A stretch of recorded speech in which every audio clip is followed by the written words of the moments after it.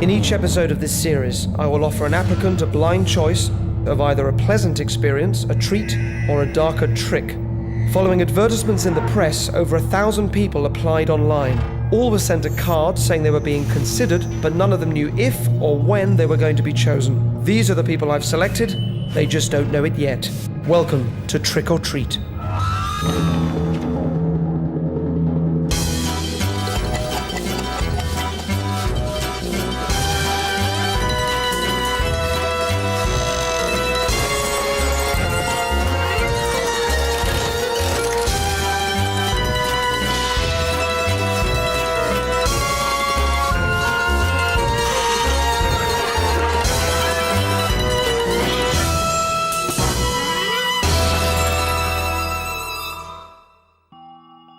Would you ever kill a kitten like this, for no other reason than you were told not to? Tonight, a very sweet 19-year-old social anthropology student called Lauren is going to find out. Here is Lauren. Having decided we'd like to use her, we're secretly filming her to see more of what she's like. Aside from being a student, we see she lives at home with her mum and her cat. Her online questionnaire suggested to me a bright girl, eager to present a positive personality to the world, but with a tendency to be a little held back by self-criticism, a very human trait. I've created for her a scenario that will show her the destructive power of thinking negatively instead of positively. As with all the participants, I leave a few hints lying around for her to find or miss that she'd been chosen and that her experience was about to begin.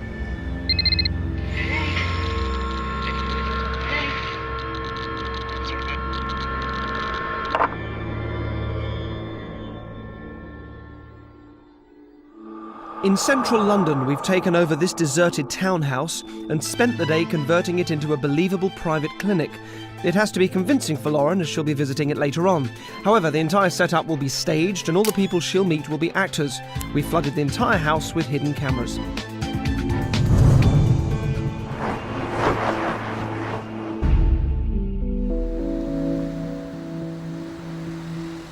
Lauren was called by our office and told that all would-be participants had to undergo a standard psychological profile. She was invited to our fake clinic, believing she was one of thousands being interviewed. Hi there. Hello. Come through. She's been asked to bring a childhood toy with her, which will play a role later. Unknown to Lauren, this is all for her.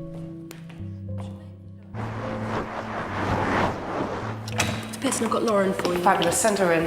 Thank you. Lauren, you go straight through. There you go. Hello, would you like to sit down? What I'm doing is I'm going to ask you like a series of questions. All I can say to you is there's no wrong or right answer here, so please just be totally honest. So you're at university now, are you? And what year are you in now? We used the pretense of the psychological interview to speak to Lauren at length and find out if there was anything more she desired from life and what held her back. If I had 500 quid in my drawer and said, there's 500 quid for you, what do you think you'd do with it? Now I really want to learn to surf. Okay. My dad laughed at me when I told him. Throughout the interview, I saw that whilst being an outwardly confident young woman, Lauren's answers confirmed that she had an innate negativity that was holding her back, despite the fact that on occasion she could be a bit of a hellraiser. I'm going to leave that with you, and I'm just going to scoot out for 5 minutes, and I'm going to come back, and I want to see how much you've progressed with it, yeah?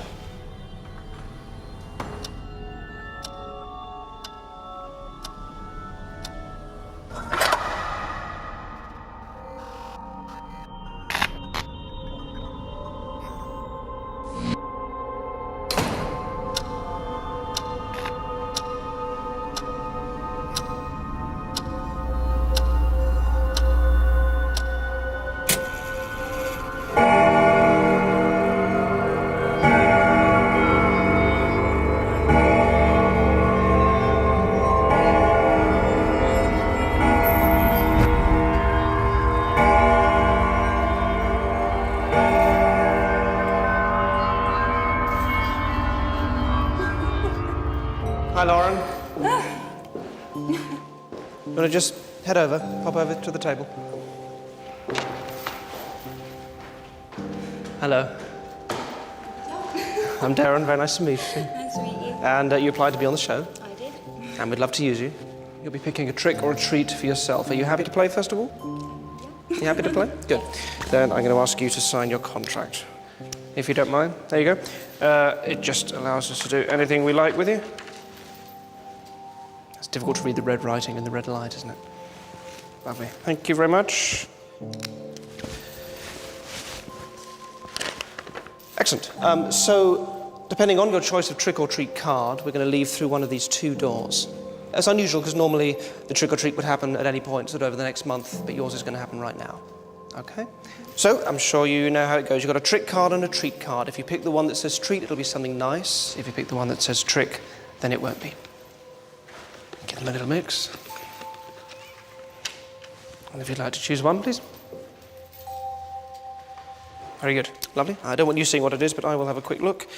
Oh, jolly good. Excellent. Well done. Can you put that in your pocket without looking at it? Good. So as I said, your trick-or-treat is going to happen right now. And because you picked that card, we're going to go through this door here. All right? Do you want to come with me?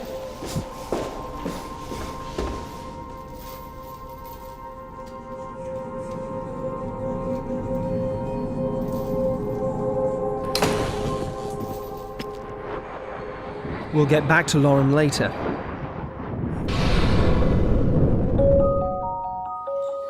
Tonight, Lauren's going to experience an extreme example of something called negative suggestion.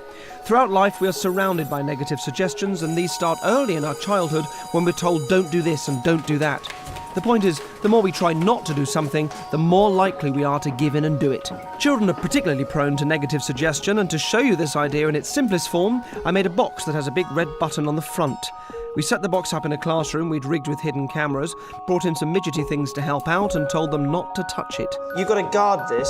It's a box with a surprise in. Okay? Will you guard it for me? Don't look inside the box. Don't open it. So my negative suggestion there, don't look inside the box, is designed to sit heavily on their minds and stoke their curiosity. We can't look in it. Don't press that little button.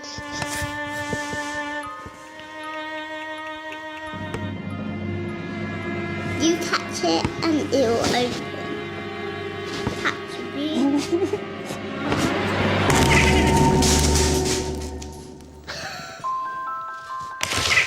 The idea goes round and around in their heads, and the more they try not to open it, the more difficult it is to resist. A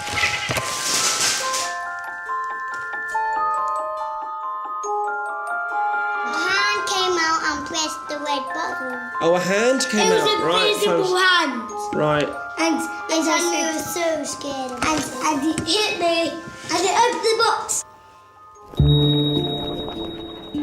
This rebellious urge to fight commands telling us not to do something is founded early in life and can carry on over into adulthood. Curiosity plays a role too. We wonder what will happen if we do the thing we're trying not to do, and tend to give in because that childlike naughty urge won't go away.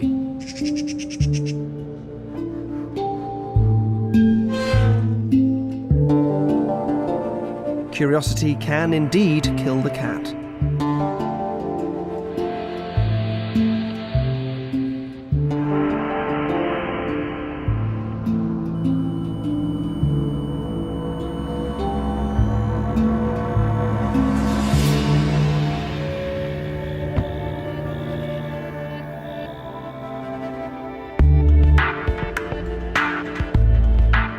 Lauren's trick-or-treat is about to put this notion to the test in the most extreme way possible.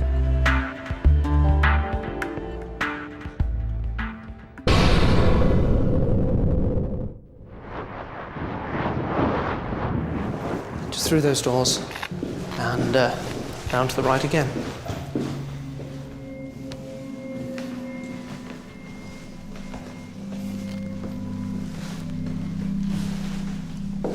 Can you just come over here for a second?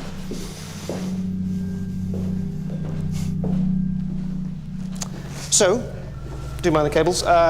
This is the main supply coming into the house, here. Main supply goes to this box with our kitten inside. Coming from the box, you'll see two cables here which go to this button here.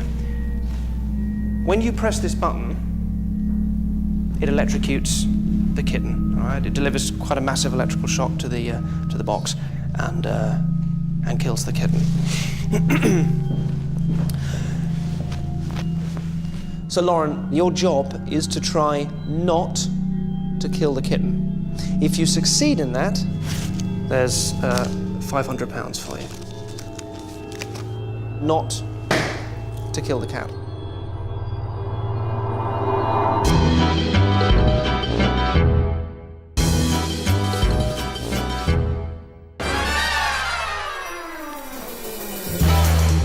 Zippo's Circus is the home to some of the loveliest people I've ever met and some of the most extraordinary performers. A high-wire artist knows the value of focusing positively at the risk of serious personal injury. And in the same way that the recurring negative thought, I mustn't lean too far over the edge, can make heights scary for many people, the thought, I must try not to fall, is precisely the wrong way to think 30 feet up in the air on a high wire, even if you're the world's best at it.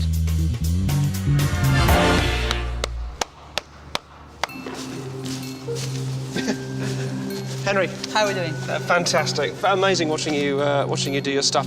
You're in the Guinness Book of Records for skipping with a rope. What is that, and what exactly is the record for? It's the most skip in a minute on the high wire. With a rope? With a rope, skipping at the same time. So you've been doing this since you were 12. You're 27 now. Yeah. Have you ever fallen off doing that trick? No. No. So far, no. Love to see you do it again. Thank you very much. And what I'd say is this. I'm going to go over here. Don't worry about what I'm doing. Don't worry about any of that. You just focus on not wobbling and not falling off. I'd like you to go and do that again, okay? Just make sure you don't wobble and fall off. Brilliant.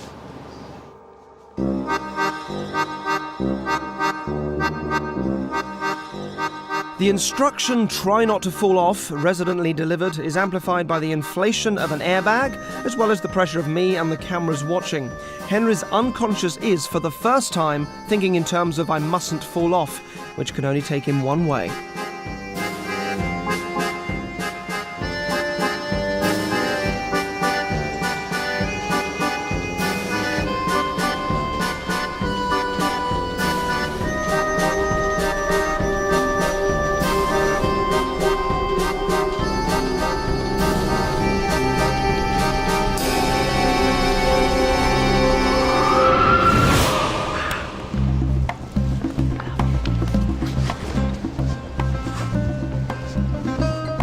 You okay?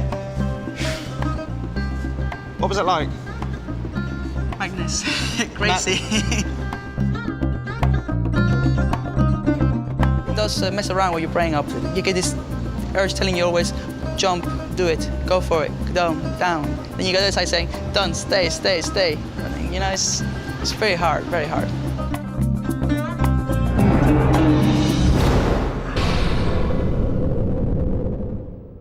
Tonight's participant, Lauren, was lured to an old London townhouse believing she was attending a psychological interview. Instead, we ambushed her and gave her a blind choice of a trick or a treat. I've now placed her into a highly emotional situation where I can bring out her childlike impulses through the power of negative suggestion. When you press this button, it electrocutes the kitten. It electrocutes the kitten. So Lauren, your job is to try not to kill the kitten. To try not to press the button. If you succeed in not killing the kitten, there's £500 for you. If you don't kill the kitten. And please don't think that you can't kill kittens on TV and we'd never do it. There is actually something of a legal loophole. It has been done already 4 times on British television. This will be the 5th.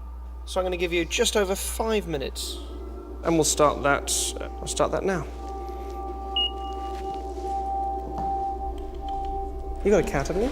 Yeah. Do you want a cup of tea, by the way? We've got some time. Yeah. Yeah?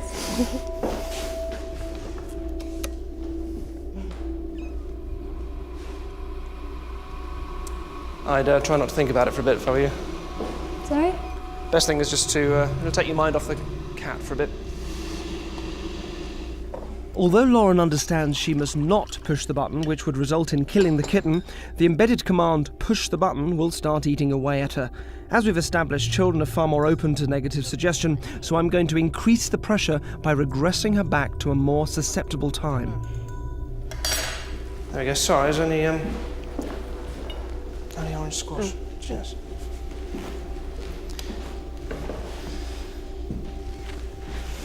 You've got two. Yes, I know. Annoying. Sorry, it's enough for one. But you won't want that one. Draw something for me. Come over here. Just a minute. Bring that. You can bring that with you if you like. Great. Draw something for me. Anything you like.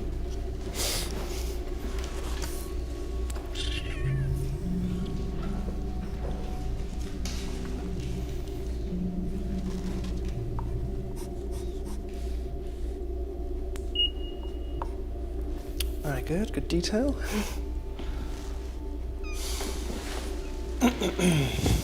Cool.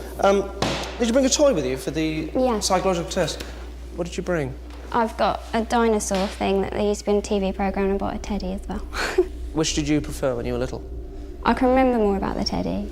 What's the teddy's name? Scriffy. Scriffy? I don't know why. It's a great name. It's funny how those names just take you back, doesn't it, to when you're that age.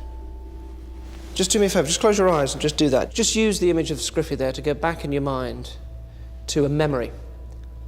A memory from when you were much younger, preferably one when you were being a little bit naughty or a little bit mischievous. And when you've got something in your mind, just tell me what you see. I'm tucked up in bed with a quilt over me. All the teddies are laid up next beside me. My dad's sat on my bed and taking different ones and making them talk to each other. And how does it make you feel when you think back and you remember that? How do you feel really as he's doing funny. that? Pardon? Does it make you laugh? Does it make you laugh? Yeah. And when are you most mischievous? I used to try and put makeup on. Yeah, it was all my mum's makeup. And it felt a bit naughty, felt a bit mischievous? Yeah, because it was a grown-up thing to do and I shouldn't have been doing it. And how is that feeling to you? It's exciting, so I've got all these different colours and all these eyeliners and pencils and brushes and everything. Feels good, doesn't it?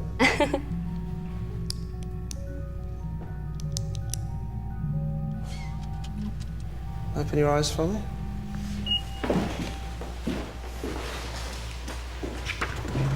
Draw me another cat.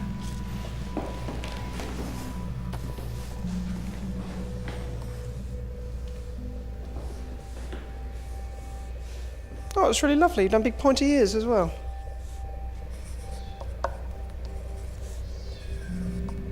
Want to give it some whiskers too? That's lovely. And do you want to write your name at the bottom as well? Then we know it's yours.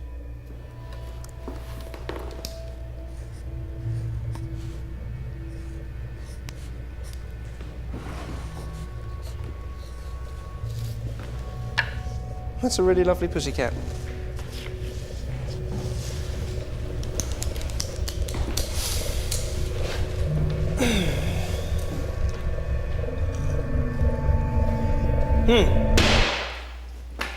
You got 2 minutes left.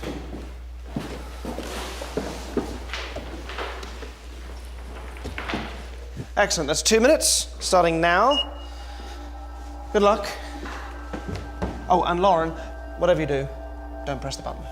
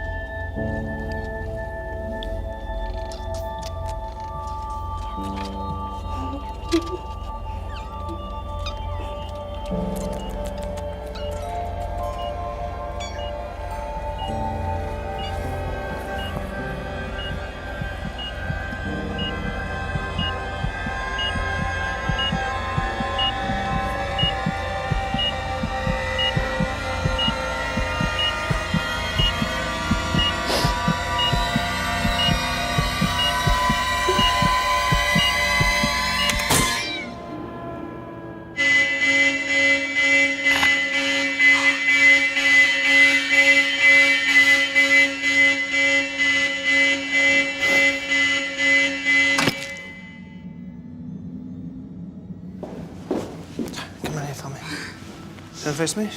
Look at me. Just close your eyes.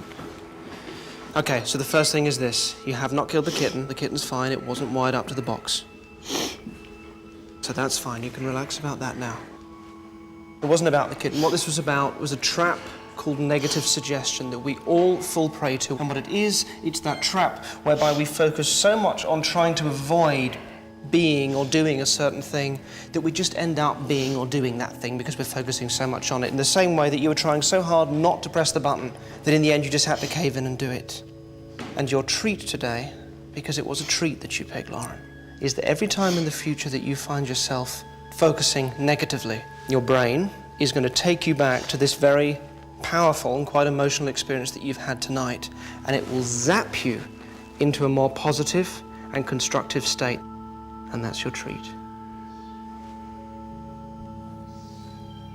And of course, it was a treat, so I'll have your treat card off you. Congratulations. And of course, technically, you didn't kill the kitten, so you win £500. What are you going to spend it on? I'd love to go surfing with it. Surfing with it? Fantastic. Thank you so much. Yep. Come, Stella. Hello. Oh, baby. Come on. He's gorgeous. He's lovely. Enjoy your surfing. I'll leave you with Kitty. Uh-oh.